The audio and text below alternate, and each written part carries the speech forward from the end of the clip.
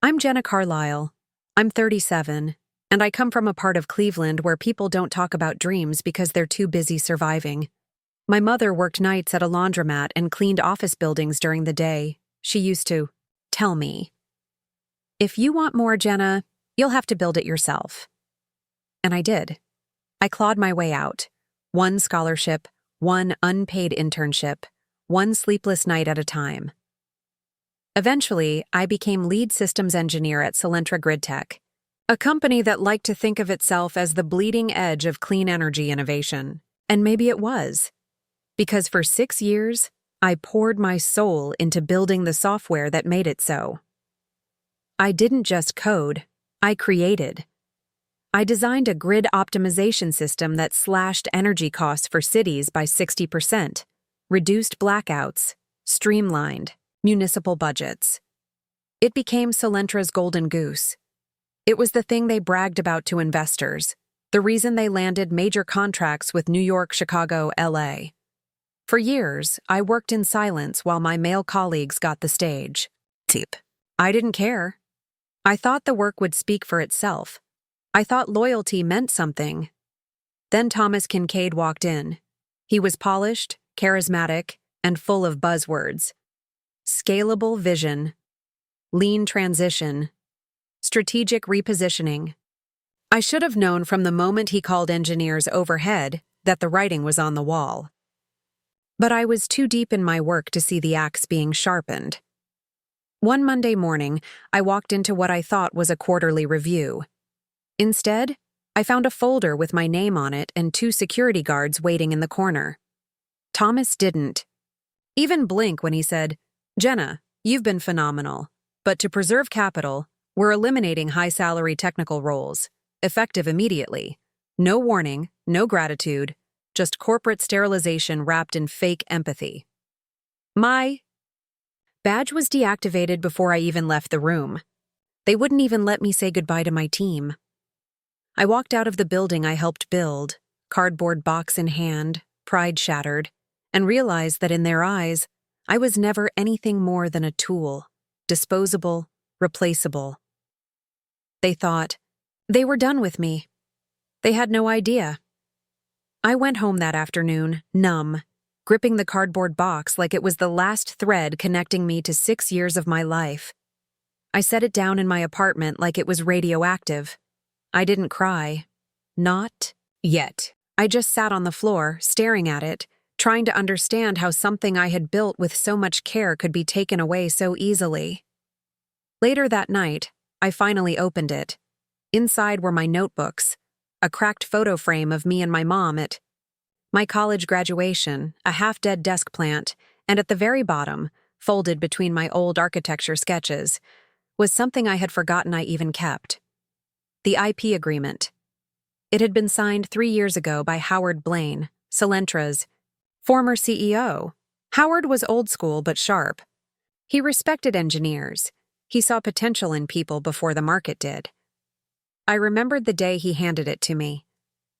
"Just in case someone tries to rewrite history," he'd said. At the time, I thought it was overkill. Now, that single piece of paper felt like a lifeline. It granted me co-ownership of the core optimization system I had designed. Everything I had poured into the company wasn't just theirs. It was ours, and by law, still half mine. My hands were shaking when I logged into my personal Git repository. They had revoked my access to the company network, but they couldn't touch what was on my own server. What I saw hit me like a freight train, thousands of commits, line after line of code. My code. From holidays, weekends, late nights when I skipped dinner just to push one more patch. I saw version control comments with my initials, time-stamped commits at 2:14 a.m. on Christmas Eve, pull requests I had merged while everyone else was out, drinking champagne. The real origin of the system was there in black and white, with my fingerprints all over it. And here's the kicker. Solentra was still using it. Not just using it, they were depending on it. Their infrastructure, their contracts, their profits, all still ran through my system. They'd stripped me of my badge, scrubbed my name from their internal credits, and deleted me from the team Slack. But they couldn't erase the one thing they didn't understand how to rebuild: the foundation, the architecture, the logic. Realized something in that moment. They thought they'd fired a cog in the machine.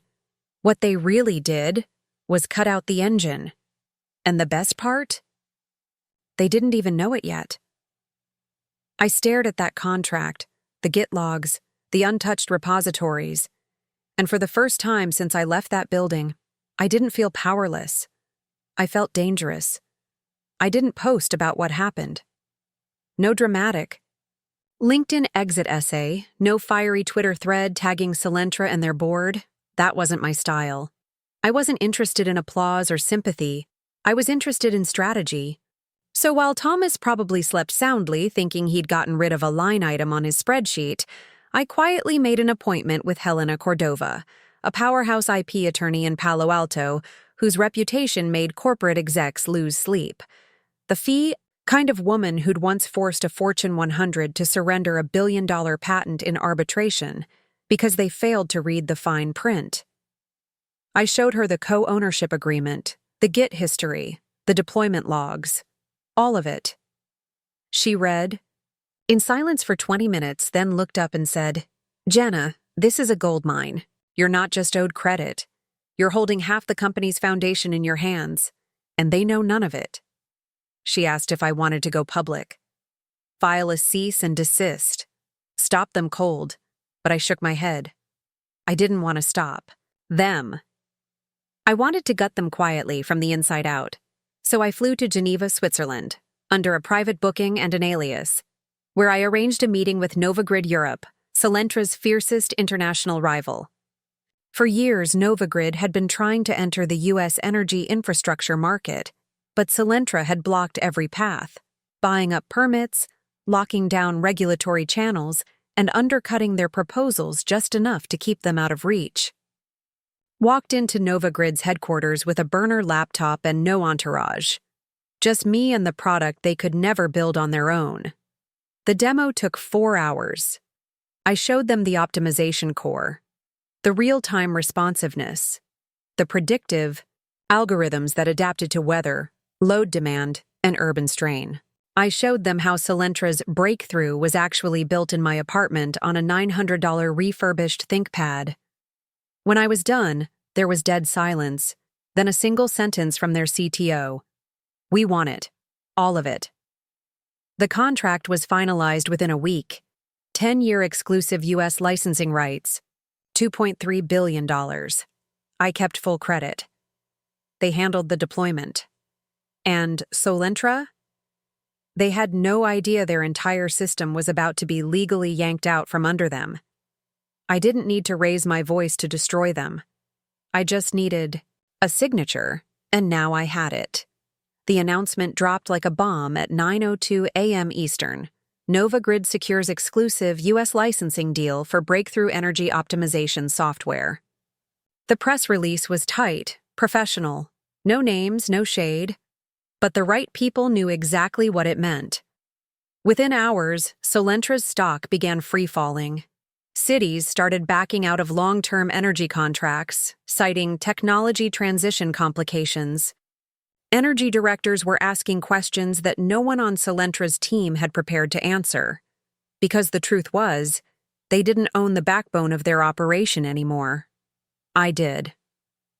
By day 3, insider sources leaked that Solentra's board had gone into emergency session, panic mode. CFOs scrambling to justify projections, legal teams digging for anything they could twist into leverage. But there was no leverage. Just digital paper trails, legal documents, and the silence of a woman they underestimated. And then, at 1:17 a.m., my phone rang. I let it ring twice before answering. I already knew who it was. Jenna, it's Thomas. I didn't say anything. Let him sit in it. I think we need to talk, he continued, voice tight like someone trying not to sound cornered. This has obviously gotten out of hand, and I think there's still a path forward, for both of us. Just name your number. We're willing to be flexible. That word. Flexible. like he was negotiating a consulting gig, not groveling over the ashes of his own arrogance. I leaned back, staring at the ceiling of my apartment where I had once debugged lines of code until my eyes went blurry. "Thomas," I said, calm and flat, "you don't get to buy your way out of this. Come on, Jenna. We both know this isn't sustainable. You're upset, I get that. But let's be realistic. You don't want to spend the next year in court?" I smiled. He still thought I was playing to win a lawsuit. "I don't want your money," I said slowly. "I want you to feel the humiliation I felt when you kicked me out of my own work like I was disposable. I want you to wake up every day knowing you handed me the knife, and I didn't even need to swing it. I just let you bleed out." Silence. Long and raw. He finally muttered, "You're making a mistake." "No," I said, and this time I meant it with everything in me. "I'm correcting one." And then I hung up. I stared at the screen for a long time after. I thought maybe I'd feel regret, or some flicker of satisfaction, but what I felt was better. Freedom. After the dust settled, and Thomas disappeared from the headlines like a stain wiped clean, I turned my focus to what mattered most: building something better. Not just for me, but for every brilliant, overlooked, underestimated person I'd ever met, huddled over a screen at 2 a.m., wondering if they'd ever get a real shot. That's how Carlisle Future Labs was born. A nonprofit energy innovation institute funded from my licensing deal, built for people who'd been pushed aside. We didn't care about Ivy League degrees or polished resumes. We cared about curiosity, resilience, and fire. I hired women who had been told they were too aggressive for leadership. Black and brown engineers who got passed over for promotions by less competent managers. Immigrant coders who spoke 5 languages but got ignored in meetings. People in their 50s who had been labeled outdated in an industry obsessed with youth. At Carlisle, they weren't diversity hires. They were the team. And then it happened. Solentra officially filed for bankruptcy. Publicly, it was blamed on contract disruptions and internal mismanagement. Privately, everyone knew they bled out when they lost the tech they never truly owned. I watched it all unfold quietly, until their R&D headquarters went up for auction. I didn't hesitate. I bought the entire building, the same one they once kicked me out of, for a fraction of what it was worth. Walking through those glass doors again was surreal. The halls were still the same sterile gray. The executive wing still reeked of artificial power. But not for long. We gutted the place. Every corner office? Gone. We replaced them with collaborative open workspaces and maker labs. We knocked down the ego and built in sunlight.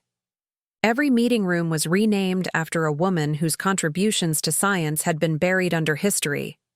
Chien-Shiung Wu, Mae Jemison, Rosalind Franklin, Katherine Johnson. There were no closed doors at Carlisle Labs. No hierarchy for the sake of hierarchy. No more pretending gatekeeping was leadership. I didn't just buy back the building they once used to erase me. I turned it into a monument to everyone they never saw coming. ChatGPT said 8 months. That's all it took for GridNova Lite, the new and improved version of the system I once built alone in a dim apartment, to spread to over 30 major cities. From Portland to Philadelphia, our deployment teams rolled out the infrastructure like wildfire. Energy costs plummeted. Outage times dropped. City officials called it a miracle of efficiency. But it wasn't a miracle. It was what happens when talent is finally given the space to breathe. My team, once discarded, doubted, and dismissed, had created something the industry couldn't ignore. That's when the calls started. Forbes wanted a cover story. They titled it, "The Woman Who Rewired a Nation After Being Fired from It." I laughed when I saw the draft. It wasn't wrong. I stood on the TED Talk stage in Vancouver, hands steady, voice sharp. I spoke about invisible labor, IP theft, the power of knowing your worth even when others try to bury it. When I finished, the standing ovation lasted longer than my entire talk. But the real moments, the ones that hit me right in the chest, came quietly. Emails, letters, handwritten notes. Young women from across the country, some in high school, others in coding boot camps, even a few moms going back to school at 40, reaching out just to say, thank you. One message I'll never forget. I was told I'm too intense for engineering. Then I saw your story and realized I'm not too much. I'm exactly enough. I cried when I read that one, not because I was sad, but because that girl was me 2 decades ago. And now? Now she had proof that women like us could not only survive in tech, but thrive, lead, and build empires. People asked if I felt like I'd gotten revenge, if destroying. Solentra was satisfying, but here's the truth. I didn't want revenge. I wanted transformation. I didn't torch their world for fun. I built a better one. And the sweetest part? They're now trying to apply for jobs in mine. I hadn't been back to Cleveland in years, not since the funeral. But something in me needed to return to the beginning, to the woman who taught me what resilience looked like long before I knew the word. The sky was gray when I stepped into the old cemetery on the east side, a chill in the wind that cut right through my coat. I found her grave the way I always remembered it. Simple, quiet, honest. Marilyn Carlisle. She believed in building forward. I knelt down, placed fresh lilies, her favorite, and whispered, "They tried to take everything, Mom. My title, my name, my work. But they never got the one thing you raised me to protect, my mind, and my integrity." I stayed there a long time, and then I stood up, because there was more work to do. That week, I officially launched the Jenna Carlisle Fellowship, a scholarship program fully funded by our lab, dedicated to first-generation engineering students in Detroit, Phoenix, and eventually every city where young people like me were, being told to tone it down or know their place. It wasn't just a scholarship. It was a statement. You belong here, and you deserve to build. At the grand reopening of our new campus, reporters and donors wandered through the halls, marveling at the open designs, the labs named after overlooked women in science, the energy buzzing in the air. But my favorite moment came at the front gate, where we unveiled the final piece of our rebuild, a bronze plaque mounted on the stone wall. It read, "For every girl who was told she was too smart, too bold, or too much, welcome home." I stood there as the crowd clapped and cameras flashed, but my eyes were on the young women in the back of the crowd, the ones holding notebooks, the ones wearing hoodies with code on the sleeves. The ones who looked like I did at 19, hopeful, hungry, underestimated. I didn't need applause. I didn't need another feature. What I needed was to make space for them. And now I had. Not for revenge, not for redemption, but for something far more powerful. Legacy. If you've ever been invisible in your own family, comment, "I'm still here" below. Don't forget to like and subscribe, because here, your stories are heard.